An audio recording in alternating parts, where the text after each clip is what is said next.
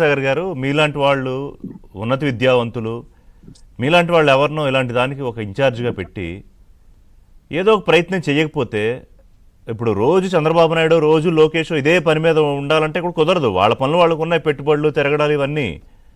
కానీ వదిలేస్తానంటే కూడా నేను ఒప్పుకోనంటున్నా.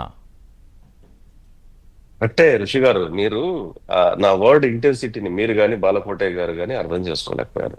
నేనేమంటానంటే, చెప్పండి పోనీ. ఇప్పుడు నేను అర్థమయ్యేటట్టు చెప్తాను. ఇప్పుడు నాలాంటి వాళ్ళు కాదు, నాలాంటి వాళ్ళు తెలుగుదేశం పార్టీలో కొన్ని లక్షల మంది ఉన్నారు.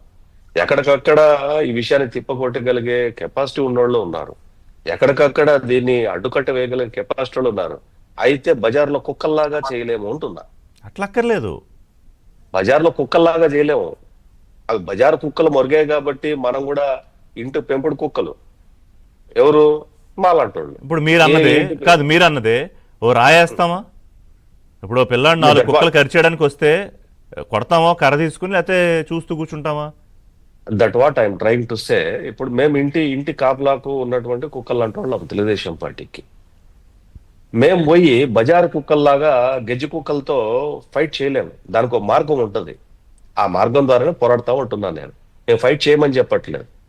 ఫైట్ అప్రాపరేట్ టైంలో కరెక్ట్ గా ఎక్కడ కొట్టాలో అక్కడ కొడతాము.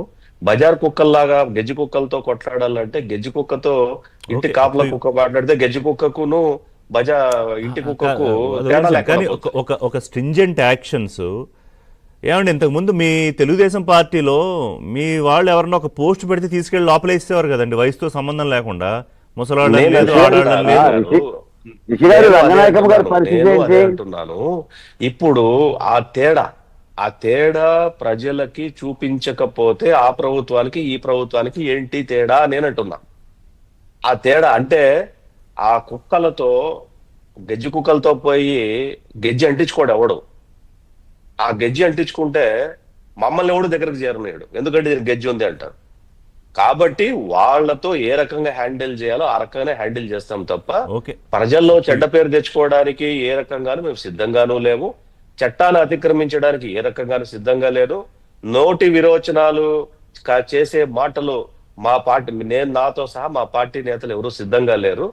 దాన్ని ప్రజలకు అంగీకారమైనటువంటి పద్ధతుల్లో మాత్రమే మేము పోరాడతాము. ప్రజలకు అంగీకారమైనటువంటి ప్రజాస్వామ్యబద్ధంగా. ఇప్పుడు విద్యాసాగర్ గారు నిన్న తుఫాను విషయంలో ఆయన వచ్చి ఆయనకు నచ్చింది మాట్లాడి వెళ్ళిపోయాడు కదా.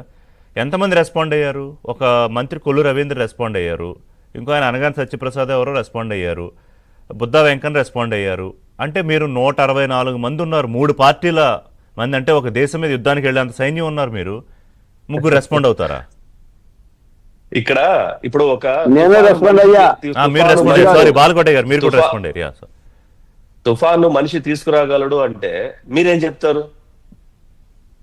మీరైతే ఒక మనిషి తుఫాను సృష్టించగలడంటే మీరేం ఆన్సర్ చెప్తారు? చెప్పండి.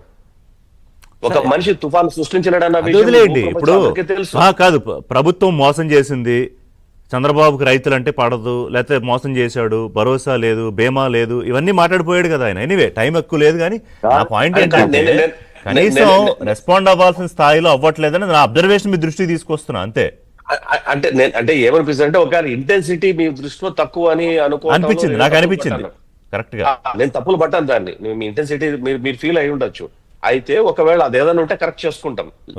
మేము కరెక్ట్ చేసుకుంటాం, దానికి ఆ సలహా తీసుకుంటున్నాం. దాని మీద కరెక్ట్ గానే ఉంటది అనుకుంటున్నాను నేనైతే. బట్ ఒక విషయం ఋషి గారు, ఇప్పుడు బాలకోటయ్య గారు ఏమంటున్నారంటే,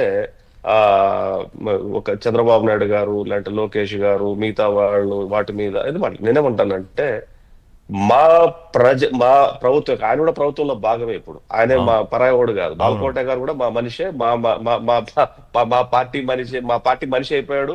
రెండోది ప్రభుత్వంలో భాగమే అయిపోయారు. కాబట్టి ఆయనకు కూడా తెలియదేం లేదు. నేనేమంటానంటే, now what is the main duty? ఇప్పుడున్న పరిస్థితుల్లో రాష్ట్రానికి కావలసినటువంటి అవసరాలు తీసుకొని రాష్ట్రాన్ని గాడిలో పెట్టే పనిని అత్యంత సక్సెస్ఫుల్ గా ఆయన ఏమంటున్నాడు, జగన్మోహన్ రెడ్డి ఆ దేశానికి ఆయన వెళ్ళాడు, ఈ దేశానికి ఈయన వెళ్ళాడు. ఏ దేశానికి ఎందుకోసం వెళ్ళాడు? నువ్వు ఏ రోజైనా మీరు ఇంట్రోలో ఒక మాట చెప్పారు ఎట్లుంది ఇక్కడ అని చెప్పేసి అంటే బాగా పట్టింగ్స్ అన్నట్టు గజగజ వణిపోయినట్టు యాక్షన్ చేశాడు. ఇప్పటికీ మీమ్స్ తిరుగుతూ ఉంటది అది సోషల్ టైం మీడియాలో. అయింది. శ్రీనివాసరావు గారు అయితే మాట్లాడతారు. మా ఇంటెన్షన్ ఏంటంటే ఇక్కడ తీసుకురావటం.